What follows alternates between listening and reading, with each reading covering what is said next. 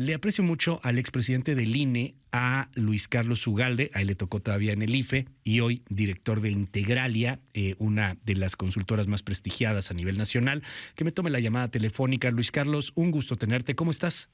Muy bien, Luis. Muy buenos días. ¿Qué nos dices sobre este tema? Parece que bueno, pues no hay dinero para consulta, pero va a estar obligado el INE a hacer la consulta si logran las firmas. ¿En qué estamos? Es un brete, creo que más político que democrático. No sé, ¿cómo lo lees? Estamos, como siempre ocurre en los gobiernos populistas, en un periodo de pleito, en una narrativa de que las instituciones neoliberales impiden que el pueblo se exprese. Estamos en el pleito del presidente con el órgano electoral. Estamos en la narrativa de polarizar y de tener siempre un discurso de buenos contra malos. En eso estamos, y en eso estamos desde el primer día de este gobierno. Esto hay que tenerlo en mente para entender un poco estos episodios que parecen tan ridículos o tan una pérdida de tiempo, y uno no se los explica salvo que veas que, y esto hay que reiterarlo una y otra vez, los gobiernos populistas requieren del conflicto, requieren del pleito, requieren de tratar de darle la voz al pueblo y decir que se la quieren callar los de arriba. En eso estamos, y vamos a estar así hasta 2024 o quizás hasta 2030 o quizás hasta 2036 si este ejercicio se mantiene con este tono. Dos, lo de la consulta de revocación de mandato, Luis, es parte de esta narrativa. Es si el pueblo pone, el pueblo quita, y desde hace 2 años, cuando se legisló esto, el propósito del presidente era tener un pretexto a la mitad de su gobierno para recuperar oxígeno, para generar un pretexto de movilización, para decir que los conservadores lo quieren deponer del cargo y que entonces hay que luchar en defensa de la 4T. Así es, en todos los países en donde hay un nuevo gobierno populista, siempre hay un ejercicio de movilización para decir que hay enemigos históricos y que hay que derrotarlos. Esta es así, es de script de serie de Netflix. Tercero, lo que estamos viendo en estos días en las calles del país, hay fotos circulando, es una simulación y un engaño, porque lo que está haciendo Morena es decir que se trata de juntar firmas para ratificar al presidente, para que se quede el presidente, cuando es al revés. Este es un derecho de aquellos agraviados que quieren que el presidente se vaya. Entonces, lo que debiésemos ver en las calles es junta de firmas para que el presidente se vaya, porque hemos perdido la confianza en él. Pero como no hay gente que quiera que se vaya, no hay nadie demandándolo en las calles, ni en los medios, ni en la prensa, ni en redes sociales, Morena lo está aprovechando para cambiar el sentido de la pregunta y decir que la gente se unifique para cuidar al presidente.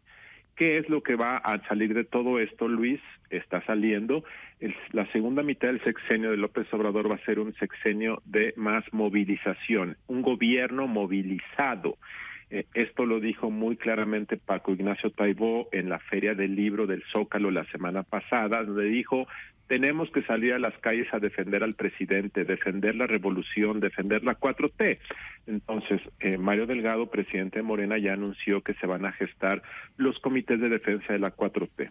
2, López Obrador ya dijo que a partir del 1 de diciembre se van a reinstaurar la práctica de manifestaciones masivas en el Zócalo para informar al pueblo.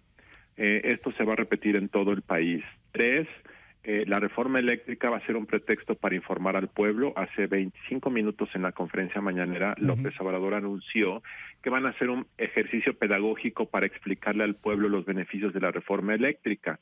Entonces, todo esto es parte de una serie de medidas para movilizar más a los seguidores del presidente, para tratar de consolidar la cuarta transformación y para iniciar la lucha política de 2024. Esto es parte de aquello. Y quinto, el INE. El INE es parte de la narrativa de los villanos del pasado a quienes hay que destruir.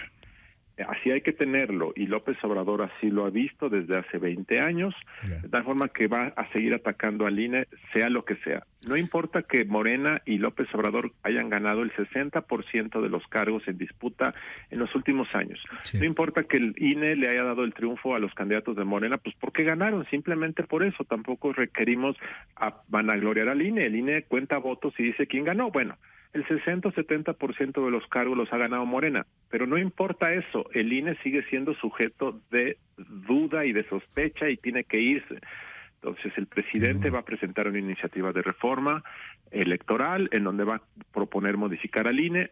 Difícilmente lo logrará porque no tiene los votos, pero será parte de una narrativa. Entonces, este pleito del dinero del presupuesto, pues es solamente un pretexto para seguir atacando al instituto, para decir el instituto es nocivo, aristócrata, gastan mucho, beben vinos y por eso no tiene dinero para que el pueblo se exprese.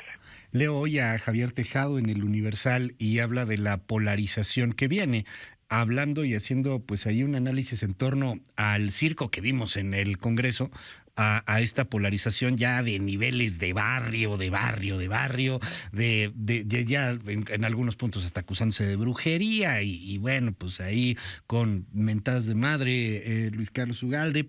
Y dice esto es una probadita de una polarización que tú nos dices hoy, además va a ser movilizada. O sea, calles bloqueadas, no sé, me imagino Reforma de nueva cuenta con muchísima gente apoyando al presidente López Obrador y en una guerra pues que francamente ni siquiera existe. Yo te preguntaría ahí, ¿y la oposición qué juega ahí? Porque pues parece que nomás está viendo, le ganan el discurso una y otra vez y no atina a poder entrar en un asunto empático, a poder hacer un contrapeso de esta pesadísima narrativa oficial, Luis Carlos Ugalde.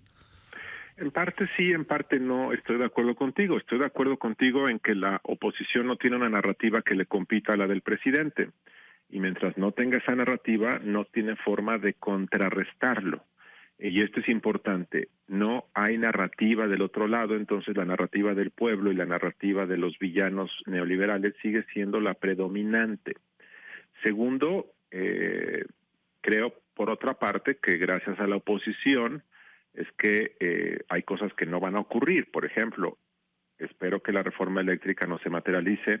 También espero que la desaparición del INE no se materialice porque la oposición tiene votos que el gobierno necesita para aprobar cambios a la Constitución. Entonces la oposición está dando una batalla, a veces tímida, a veces errática, a veces parcial, a veces insuficiente, pero está tratando de hacer esto. Lo que ocurrió la semana pasada en la negociación del presupuesto, que por cierto, lo que vimos no se veía desde los años 90.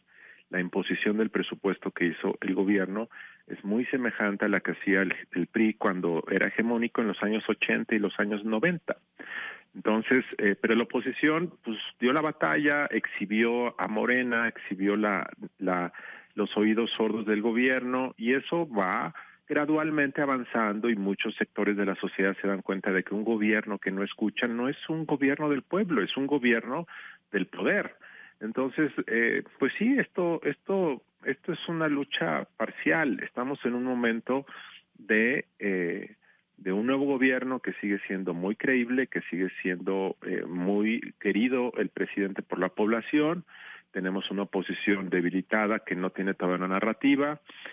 Tenemos todavía una población esperanzada en que hay un cambio que viene y que está ocurriendo. Entonces, pues estos ejercicios históricos duran mucho tiempo.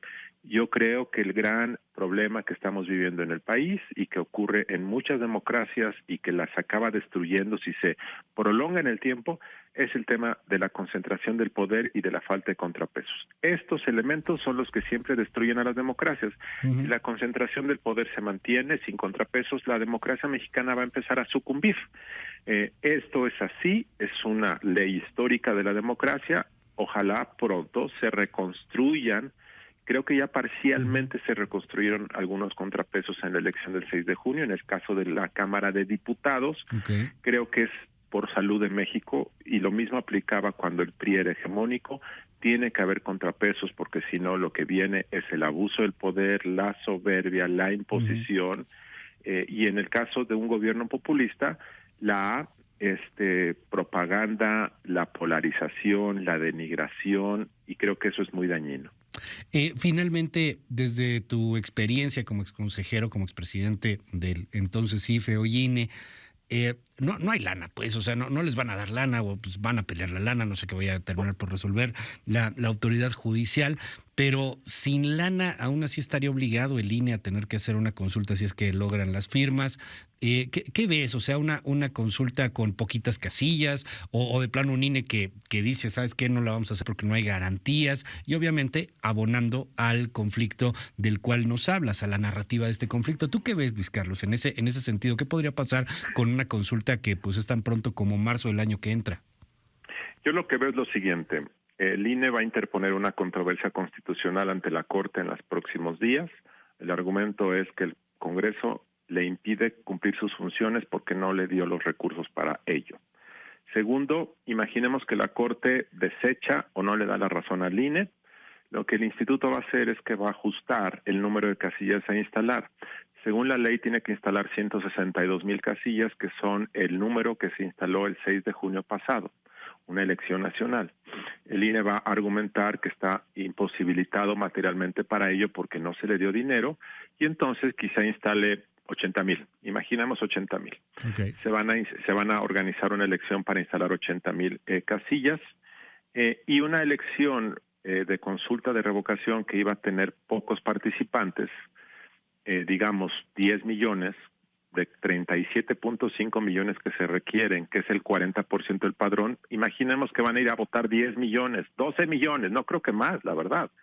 Pues ahora van a votar 3 millones menos, porque si tú sales a la esquina de tu casa, donde siempre está la casilla, y ves que no hay casilla, porque pues 3 casillas en una colonia se tienen que fusionar en una que está a 10 minutos de tu casa, mucha gente no irá a votar. Entonces la participación va a ser más tenue, y entonces el 11 de abril de 2021, cuando el presidente aparezca en su mañanera al día siguiente de la votación, va a decir, el pueblo quiere que me quede, porque como ustedes ven, el 88% de la gente dijo que me quede, y eso seguramente será el resultado.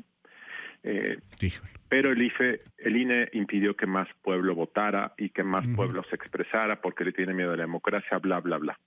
Eso es lo que va a pasar, ya lo sabemos. Y entonces ya habrá ganado varias cosas López Obrador.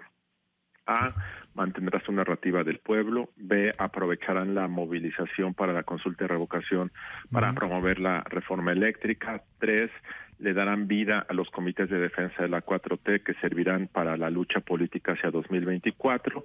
Y 4, el presidente mantiene la narrativa. Entonces, eso es lo que va a pasar. No hay algo muy novedoso en esto, salvo que hay que mantener el drama, el melodrama, el pleito como una forma constante. Sin pleito no hay populismo, Luis. Luis Carlos Ugalde, mil gracias por estos minutos aquí en MBS y estamos al habla si nos permites. Claro que sí, muy buenos días. Es el director de Integralia, expresidente del INE, Luis Carlos Ugalde.